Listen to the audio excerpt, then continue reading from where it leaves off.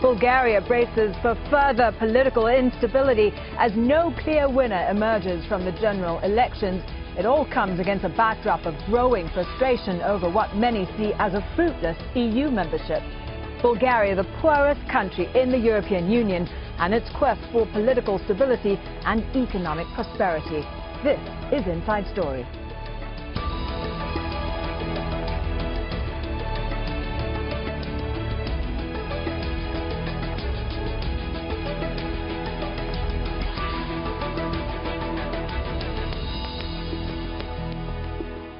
Hello and welcome to the program. I'm Shakuntala Santharan. It's the poorest nation in the European Union and threatens to be one of the most unstable. The centre-right GERB party has secured most of the votes in this election, but they're still short of the majority needed to form the government. Its main challenger, the Socialist Party, BSP. The inconclusive result and low voter turnout are a reminder that many Bulgarians are deeply unhappy with the politicians and the direction the country is going in. Tens of thousands were out on the streets earlier this year, angry about rising poverty, corruption and falling living standards. This 6 years after it joined the EU. Almost a quarter of Bulgarians now live below the official poverty line. The economy barely grew last year. Foreign investment has slumped and unemployment is rising. There's no doubt about the huge problems that Bulgaria faces. And after this election, many questions remain about who can fix them. So who are the main players in this election? There's the frontrunner, GERB, or Citizens for the European Development of Bulgaria. This centre-right party of former Prime Minister Boyko Borisov appears to have won the most votes. Its main challenger is the Bulgarian Socialist Party. It's the successor of the Bulgarian Communist Party and was in power for 4 years from 2005. It saw Bulgaria join the European Union in 2007. Other parties include the Movement for Rights and Freedoms, or the MRF, which represents Bulgaria's ethnic Turkish minority. And there's the centrist Bulgaria of the Citizens, led by former European Commissioner Meglena Kuneva. Let's bring in our guests. In Sofia, Ivan Bedrov, a political analyst and journalist.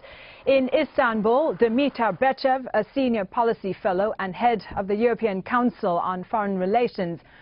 Also joining us from Sofia is Vladimir Korolev, a Bulgarian economist. A first question to you, Ivan. Didn't GERB step down in February because of those protests over living standards and corruption, and yet they've got more votes than the other parties? Yes, not enough to form a government outright, but still they look set to be the biggest party in parliament. Yes, we have this paradox. So GERB is the winning party. They got most of the votes last night.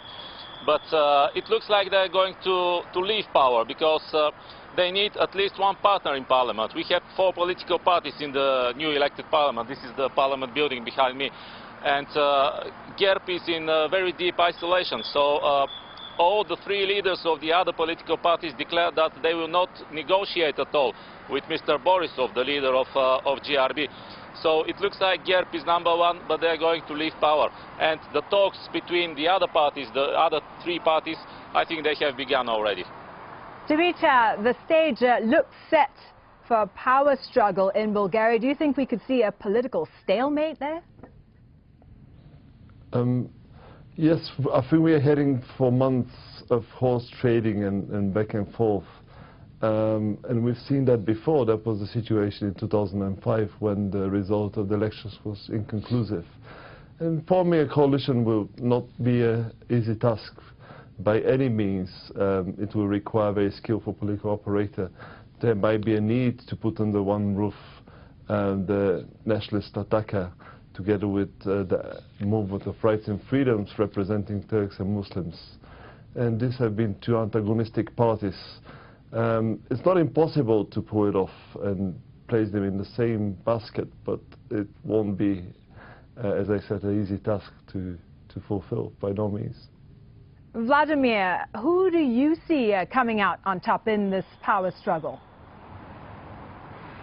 I think there are 2 options. One is a tri-party, or actually 2-party coalition, because it's still not clear the final election results will be announced on Thursday, and it might well be the case that only the socialists and the Turkish minority party would have a little bit more than 120 seats in the parliament that would allow them to have a rather fragile majority.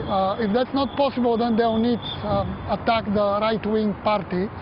And this will have, this coalition will have enough seats, but I don't think it's going to be easy to make this coalition, because on the economic front, we have three totally different pre-election campaigns and three totally different point of views. The socialists are trying to be Western European social democrats on the way to get there, with a little bit of kind of old Marxism in their pre-election program, but not a lot. The Turkish minority party has a very libertarian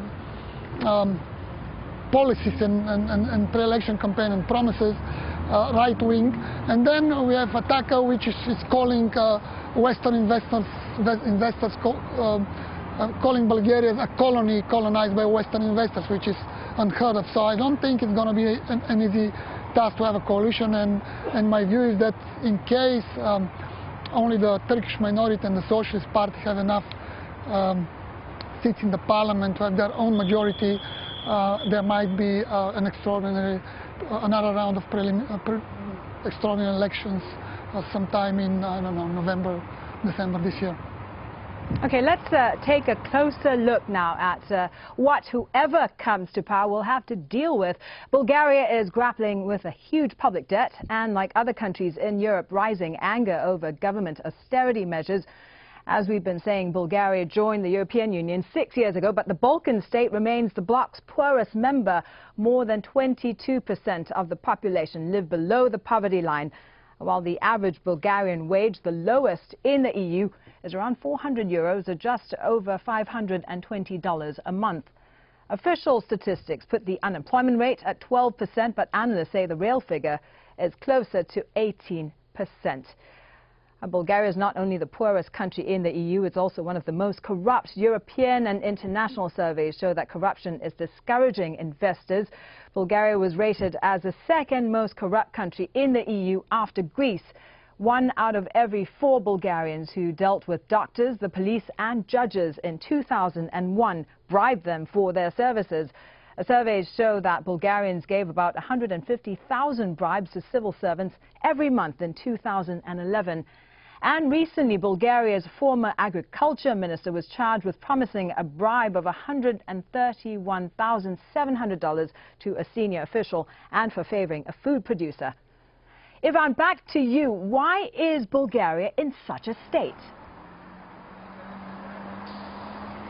Because the last government, that maybe the previous governments, they didn't fulfill the necessary reforms. And Bulgaria was under pressure before joining the European Union in 2007, and certain reforms were done. But once we got in the club, once Bulgaria became a member of the European Union, the pressure stopped and reform stopped. And after that, the whole Europe entered into a recession, and Bulgaria is part of it. So the unemployment has doubled since the beginning of the mandate of the last government, of Mr. Borisov's government. They were not successful in dealing with unemployment, with investments and poverty. You've also described the previous government as being a mafia style of government. Dimitar, do you agree with Ivan that Bulgaria is essentially a mafia state? An EU official who handles East Europe says you're dealing with a Wild West country. Do you share that view? I think media are prone to exaggerate and to come up with such labels. I think Bulgaria does have a problem with crime, organized crime and corruption, but calling it a mafia state would be a bit too much. Now, it has to be said that the previous prime minister, his background, especially in the 1990s, is shady sides. So that kind of accentuates this problem.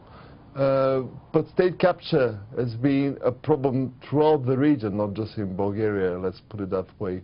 Vested interests have blocked reforms across the EU. We've seen a lot of problems in Southern Europe.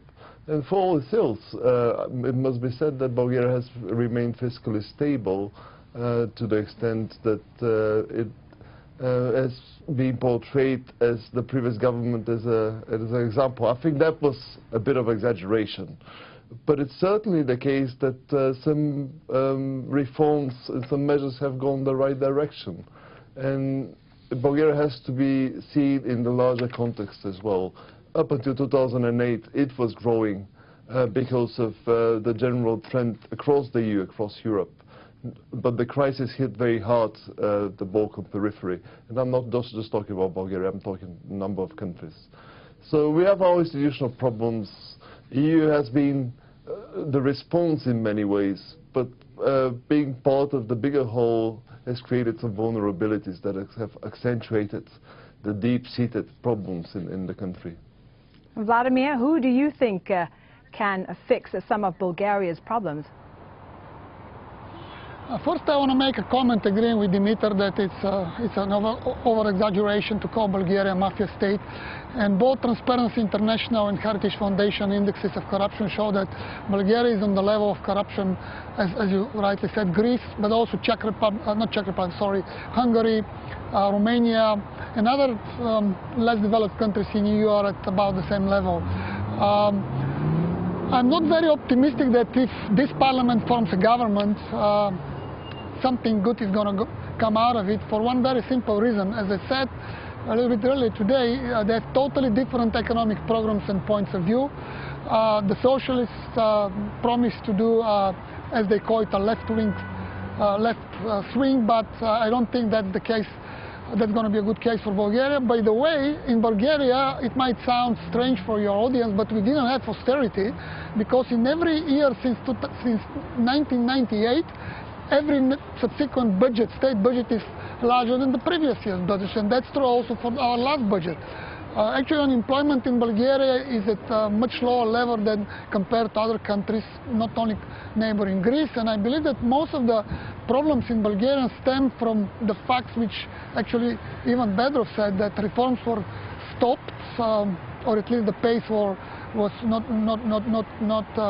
good enough in some very important sectors. For example, the pension reform was stopped. The other areas of social security as well. The healthcare reform was not developed properly. And also there was a lot of populism on the streets. For example, one of the party which is in the parliament was running on a campaign saying that they will triple both the minimum pension and the minimum salary, and that they will ask all foreign companies in Bulgaria to start paying the same level of salaries which are being paid in Brussels or London, which is absolutely not possible from economic point of view, because the labor productivity in Bulgaria is far way below the labor productivities in those two capitals. So a lot of people which actually voted for both the Socialist Party but also for Ataka thought that out of the blue something really nice will happen, and they would not have to work harder, but just wait for somebody to come back and to come to Bulgaria and make their life better. That's not going to happen. And therefore, I'm going to reiterate again that I expect a very short lifespan of this new government, if at all a new government is set up. Ivan, what do you think is the way forward? How much of the problem has to do with no rule of law and no political will to stop the corruption and to stop organized crime in the country? So, in order to stop organized crime or fight corruption, we need a stable government with clear political support. But what we are facing right now, I think, is instability, because even the socialist and the party of the Turkish minority succeed in forming a government, they would have a very tiny majority. And European Union will not be happy if the nationalistic party attack becomes part of the government. So we are facing instability, and instability means more problems, I think. And Dimitar, what about the EU? Can Bulgaria rely on the EU at all, or is it on its own to try and fix these problems? Well, there's something essential about the relationship between the EU and Bulgaria. For a long time, we tend to look at Brussels for answers to our own ills. In other words, citizens have long trusted more Brussels institutions than they trust their own elites. And Parliament in Sofia is much more unpopular than the European Commission, which is not elected. Which speaks volumes about the kind of crisis of legitimacy that we're suffering from and that propelled the protests last February. How long Brussels is going to be able to fulfill this role, I don't know.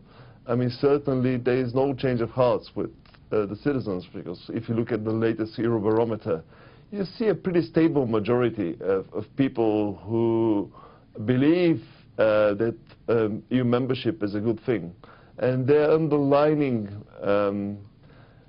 belief, essentially, is that EU is there to be a corrective for all the ills and all the disadvantages of our own democratic system. Of course, there will be some fringe parties trying to exploit the Eurosceptic message that Bulgaria is suffering from what was it called colonization, foreign imposition, and what have you.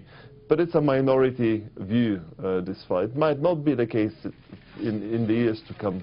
And certainly, I mean, there's one thing to be said, that at the end of the day, solutions to the problems have to be sought in Sofia. EU is not going to reform the health sector. It's not going to do anything about pensions, as Vladimir mentioned. And the list goes on and on. But for a small, peripheral and poor member state as Bulgaria, this external support is essential. Without money from Brussels, we would be in recession. It's a fact of life everybody's aware of in Sofia. So there is no end of the affair between Sofia and Brussels. Vladimir, is EU membership a good thing for Bulgaria? It's absolutely a good thing, although the role of EU in the economic development of Bulgaria is a little bit over-exaggerated. Only 4%, the EU funding is only 4% of Bulgarian GDP. And we had in recent years, and not many years ago, 2003 to 2008 inclusive, we had an average GDP growth of 5% per year, which was the third largest in EU. Yes, EU is important, especially for the agriculture, for the so-called direct subsidies. Yes, EU funds is important for infrastructure, mainly for our highways. And yes, EU funding is important for some institutional building, but and some reforms. But what we have to do is actually we Bulgarians have to solve the mess we are in. And again, it might sound simple, but we have to work more, we have to work harder, we have to work more efficient, and we have to save more.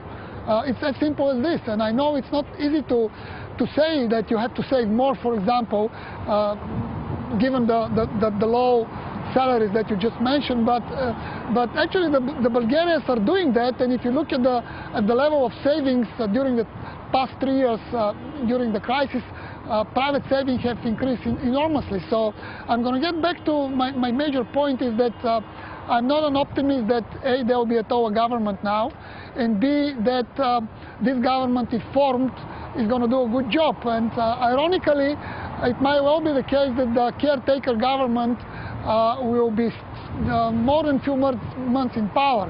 And if that happens, and if the president increases the mandate of this caretaker government, which until now was only to prepare the preliminary election, and increase the mandate to do until the next preliminary election some reforms, I think they can do it, because most of the members, if not all of the key ministers, are technocrats. They are not going to run for elections, and actually they are not short-term oriented, because they are not looking for votes. They are looking for basically expanding the good lines in their CVs, and they really can do reform if they stay in power for a few more months. Ivan, as Vladimir said, so much uncertainty ahead for Bulgaria. When Bulgaria joined the EU in 2007, there was a lot of optimism, wasn't there, about what EU membership would bring. Have those hopes faded, and do Bulgarians blame their own politicians for the state that the country is in? Yes, 5 or 6 years ago, when Bulgaria joined the European Union, the number of people who were in support of that joining were much more than they are today. But still today, the majority of Bulgarians want Bulgaria to be part of the European Union and go that way.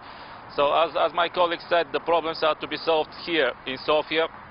And that's why we need stability and clear responsibility.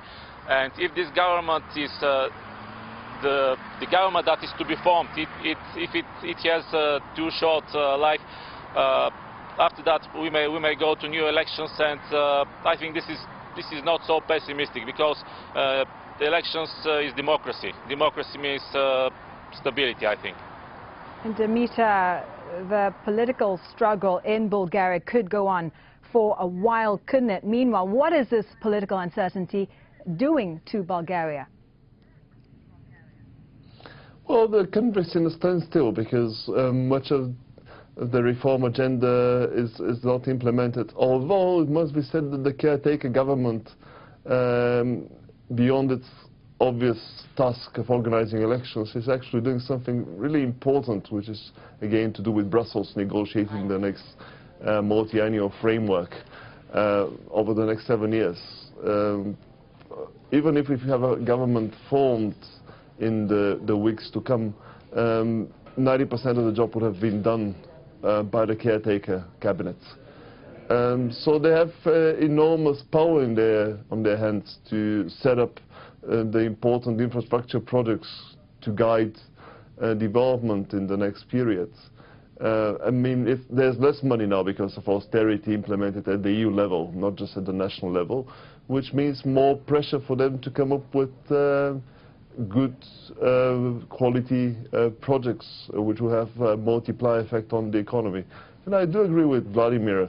I mean, it's a double-edged sword when it comes to Brussels money. Of course, they can be the backbone of growth because they can leverage investment from the private sector. But they can also crowd off more productive finance and distort institutions and create perverse incentives. Now, Bulgaria has had another problem with this money in the sense that capacity was lacking at various levels of administration to absorb, to use the EU lingo, the money in a proper way. Our absorption levels are still lagging behind the old member states and even the Central Europeans. But yeah, I mean, the caretaker government will have a bit more life, and which will be an important period of time not to be wasted, and I hope they'll do their job decently. But let's wait and see. Vladimir, a last question to you. If the politicians can get their act together and form a coalition, do you see much changing in Bulgaria, new government or not? Frankly not, because I don't see a stable coalition unless one of the two parties of the coalition, the Socialists or the Turkish Minority Party, really change their mind on what they were preaching and saying during the pre-election campaign. And if the Socialists change their mind, and they've done it once, about what, 8 years ago, when they were chairing a tri-party government, but actually this tri-party government instituted pro-business and right-wing reforms rather than socialist reform. Yeah, I see a kind of sunnier skies for Bulgaria, but so far the socialists, and actually yesterday in the press conference they said no. If we form a government, we're going to do a left swing, whatever they might mean by that. Okay, Ivan, before we go, your outlook for Bulgaria going forward, please. Well, we're waiting for the negotiations to start. As far as I know, they have already started. And I think my forecast is that Bulgaria is going to have a new government in that parliament before going to eventually new elections. So the question is how long is going to be that government on power, and what will they do? The plan of the socialists is to have a so-called program government, pragmatic government led by the former finance minister, who is in favor of financial stability. So in terms of financial stability, we don't have, yeah, it sounds okay, but what else are they going to do with it's still to hear that. All right, gentlemen, thank you very much for joining us. Thanks to all our guests in Sofia, Ivan Bedrov, in Istanbul, Dimitra Bechev, and also in Sofia, Vladimir Korolev. And thank you very much for joining us on this edition of Inside Story. If you've any feedback, do email us your thoughts to insidestory@aljazeera.net. Thanks again for watching. Goodbye for now.